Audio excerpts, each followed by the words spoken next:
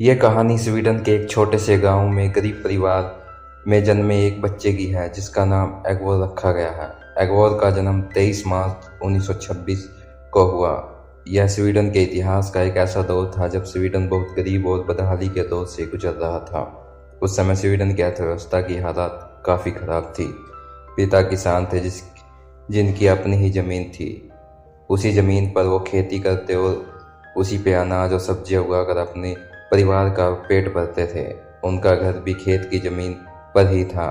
बाकी घर के खर्चों को चलाने के लिए एगोर के पिता प्राय जंगल में जाते और वहाँ से अच्छी किस्म की लकड़ियाँ काट लाते और उन्हें बाजार में बेचकर पैसा कमा पाते थे। एगोर जब कुछ बड़ा हुआ तो वह अपने पिता और माता पिता के साथ खेत में कुछ ना कुछ काम करने लगा। इस तरह पूरा परिवार खेत में मेहनत करता था। इसके बाद एगोर जब 5 साल का हुआ तो उसका दाखिला स्कूल में करवा दिया गया, जिसमें एगोर को लेकर कुछ महीने बाद यह सामने आई कि एगोर एक बीमारी से पीड़ित है। यह एक ऐसी बीमारी है जिसमें शब्दों को पढ़ने तथा समझने में परेशानी आती है। इधर पिताजी एगोर के लेट उठने की आदत और एक बीमारी से परेशान थे, जिसको लेकर वह एगोर को अक्सर गुस्से में बोल देते थे कि तू इतना लेट सोकर उठता है और पढ़ाई में भी कमज़ोर है। ऐसा ही रहा तो तू जिंदगी में कुछ नहीं कर सकता। पिता की यह बात एगोर को बहुत चुभी। एगोर पिता की इस बात को गलत साबित करना चाहता था। एक दिन वो जिंदगी में जरूर कुछ बड़ा कर दिखाएगा। अपनी इस लेट उठने की आदत से अक्सर स्कूल लेट पहुंचता था, जिस वजह से मास्टर उसे खूब सुनाते थे। मास्टर और पिता की डांट से एगोर एक दिन ठान लेता है कि अब वह खुद की आदत को सुधार कर ही रहेगा और मुझे अपने साथ के बच्चों से ज़्यादा पढ़ना हो ताकि मैं उन तक पहुंच सकूं। जिसके चलते एगोर ने सुबह 5:30 बजे का अलार्म लगाया और अलार्म को स्टॉप करने वाला बटन तोड़ दिया। अब अलार्म बजने से रोज एगोर 5:30 बजे उठ जाता था। एक दिन सेल खत्म हो गया, सुबह अलार्म नहीं बजा, फिर भी एगोर समय से पहले ही उठ गया। उस दिन एगोर अचंभा रह गया कि यह कैसे हुआ। अलार्म भी नहीं बजा और मेरी आंखें अपने आप खुल गई। अब रोज सुबह जल्दी उठने की आदत के चलते एगोर खूब मन लगाकर पढ़ाई करता ताकि वो इस बीमारी को भी हरा सके। 6 वर्ष की उम्र में एगोर पढ़ाई भी करता और अपने पिता के साथ लकड़ियाँ लाने में जंगल भी चला जाता था। हालांकि यह उनके खेलने कूदने की उम्र थी, लेकिन अपनी जिद के चलते उसे अब खेल कूद में कोई रुचि नहीं रही थी। उनके मन में अब बस एक ही धुन सवार थी कि वो धुन थी बड़ा होकर कुछ करने की। अब जब भी एगोर अपने पिता के साथ जाता तो वहाँ से लौटते समय रास्ते से लकड़ी के कुछ अच्छे सरकंड चुनकर उठा लाता। उन सरकंडों की कलम बनाकर स्कूल के बच्चों को बेचकर खुद का जेब खर्च निकाल लेता था। 7 साल का हुआ तो अपने पिताजी द्वारा बनाई गई 3 पहियों वाली साइकिल पर माचिस बेचने लगा। इससे वह अपने स्कूल के खर्चे निकाल लेता था। 10 साल की उम्र में उसके पिता ने उसे साइकिल दे दी, जिस पर वह अपने आसपास के गांव में माचिस बेचने जाने लगा। उसी दौरान उसे पता चला कि अगर यह माचिस स्टॉकहोम शहर के होलसेल से खरीद लिया जाए तो काफ़ी सस्ते पड़ेगी।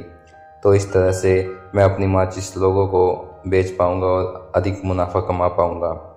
वह स्टॉकहोम शहर में अपने एक रिश्तेदार की मदद से एगोर ने बहुत सारी माचिस मंगवा ली। अब वह इन माचिसों को पहले से भी कुछ कम दाम में बेचने लगा। इस तरह इससे भी एगोर को कुछ खर्चे निकालने के बाद पहले के मुकाबले काफ़ी पैसा बच जाता था। लेकिन जब एगोर 12 साल का हुआ तो अपनी इस आय से बड़ी कक्षा का खर्चा निकालना मुश्किल हो गया। तब एगोर ने अपनी आय को बढ़ाने के लिए कुछ डेकोरेशन वाले प्रोडक्ट भी खरीद कर बेचने शुरू कर दिए। साथ ही साथ बॉल पेन और पेंसिल भी बेचने लगा। बॉल पेन बेचने से जब अच्छा मुनाफा हुआ तो एगोर ने होलसेल से बहुत सारे मात्रा में पेन खरीदना चाहा, लेकिन उसके पास इतने पैसे नहीं थे कि वो खरीद सके। तब एगोर ने बैंक से $63 का लोन लिया। यह उनकी लाइफ का पहला और आखिरी लोन था।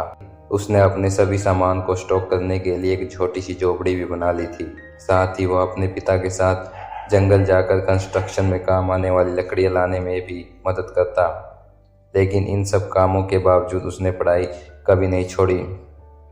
लेकिन 20 साल तक आते आते एगोर अपने बिजनेस को आगे बढ़ाना चाहता था, जिसके लिए उसको अपने बिजनेस के लिए अधिक समय देना अनिवार्य था। इसी के चलते एगोर ने अपनी पढ़ाई छोड़ दी।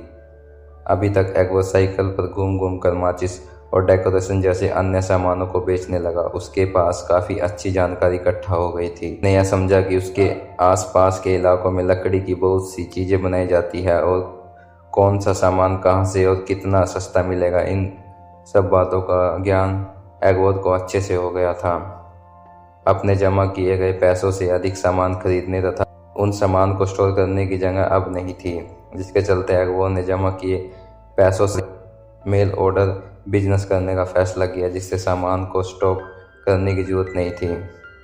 एगवोर ने अपने आसपास लकड़ी का सामान बेचने वाले कुछ लोगों से बात की, जिसमें उसने अच्छे से उनके रेट जैसे कई अन्य जानकारी इकट्ठा कर ली। इसके बाद एगवोर ने आसानी से मिलने वाले ऐसे ही सामान के लिए कैटलॉग छपवा ली, जिसमें शुरुआत में picture frame, purse, ball pen जैसी कई छोटी छोटी चीज़ें शामिल थी। उस जमाने के इस प्रकार के बिजनेस आज के ऑनलाइन बिजनेस जैसा ही था, जिसमें दूर दूर तक केवल कैटलॉग में छपी जानकारी के माध्यम से ऑर्डर किया जाता था, फिर उस मेल ऑर्डर से भेज दिया जाता था और पैसा भी डाक के जरिए भेज दिया जाता था।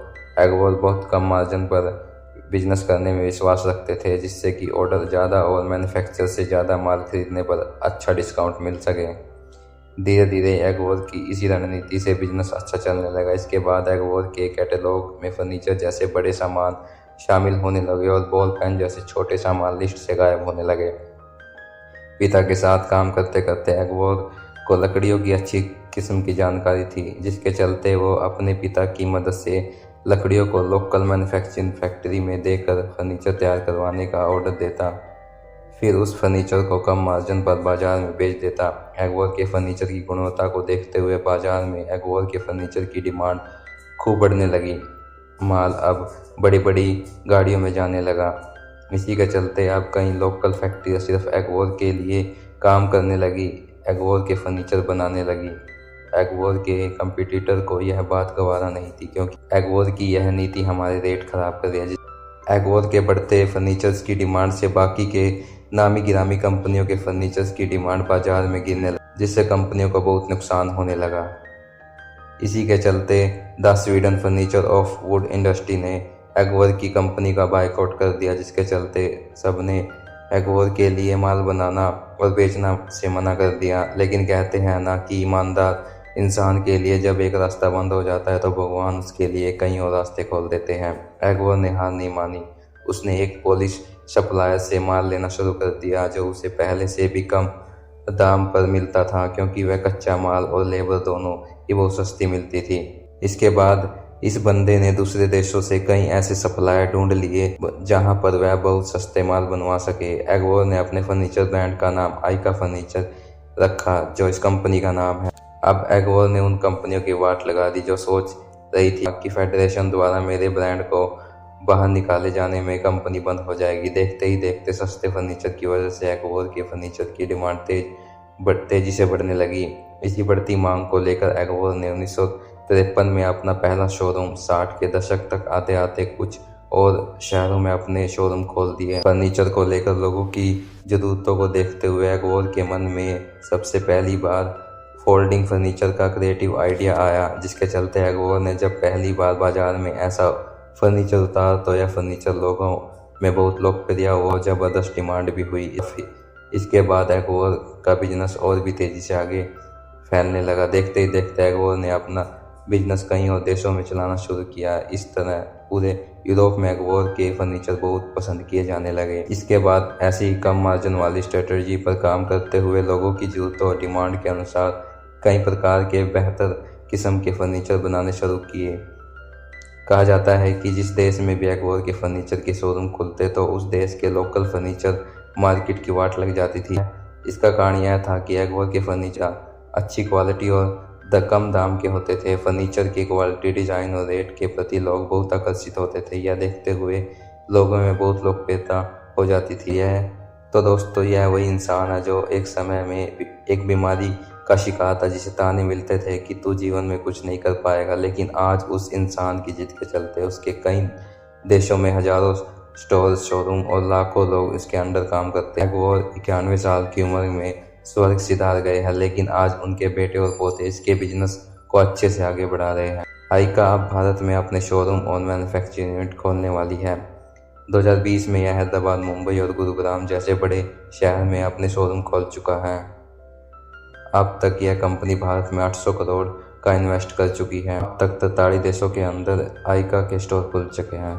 तो कैसी लगी आपको यह मोटिवेशनल स्टोरी? अगर अच्छी लगी है तो प्लीज़ एक लाइक तो बनता है। शुक्रिया।